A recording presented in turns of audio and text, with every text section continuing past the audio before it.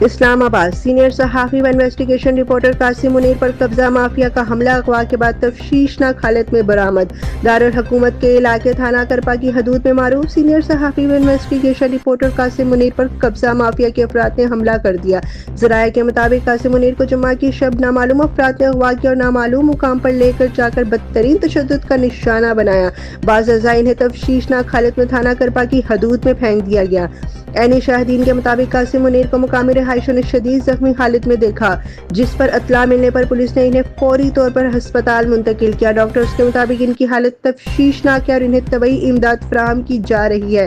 ذرائع کے مطابق قاسم منیر کو گزشتہ چند دنوں سے سنگین نوعیت کی دھمکیاں موصول ہو رہی تھی، جنہیں انہوں نے متعلقہ حکام کے علم میں بھی لایا تھا، تاہم ان کی سیکیورٹی کے حوالے سے خاطر خواہ اقدامات نہیں کیے جا سکے۔